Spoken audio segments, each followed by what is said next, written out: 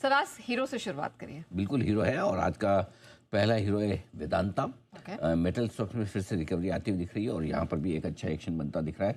Hindustan zinc इसकी subsidy company तो आज हमने स्टॉक ऑफ द डे के तौर पर दी थी, वो बढ़िया कर ही रहा है, उसमें कोई डाउट ही नहीं है। 1% के आसपास की तेजी वहाँ पर भी है। मेटल्स की मजबूती का फायदा वेदांता को मिलता हुआ दिख रहा है। लेकिन आज एक स्पेस मेटल के अलावा जो सबसे ज़्यादा मजबूत है वो है सरकारी बैंकों की। यूनियन बैंक दूसरा स्टॉक है जो आज का हीरो है। 180 के आसपास ये ट्रेड करता दिख रहा है। अच्छा एक्शन यहाँ पर आता दिख रहा है, हमारी रिकमेंडेशन लिस्ट में पिछले साल भी रहा है। और इस बार एक और हीरो जो है वो इसी स्पेस है, वो है bank of India. Bank of India में भी बढ़िया एक्शन बनता हुआ दिख रहा है। तो बैंक ऑफ इंडिया भी एक बेहतरीन पिक के तौर पर यहाँ पर आप देख सकते हैं एक्शन में आता दिख रहा है। तो सरकारी बैंकों के जो नतीजा आ रहा है, एक इंटरेस्टिंग चीज़ ये दिखी है नेहा कि जो नंबर्स कल पीएनबी के आए थे उसके बाद नंबर्स अच्छे थे, फिर भी प्रॉफिट बुकिंग आई। लेकिन आज लोगों को समझ में आया तो फिर से रिकवरी हो गई है थोड़ी थोड़ी।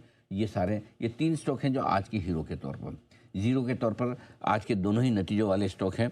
और एलटीआई माइंट्री, यहाँ पर नंबर्स इतने कमज़ोर नहीं थे लेकिन जिस हिसाब से गिरा है, जीरो नहीं सुपर फ्लॉप है ये एकदम।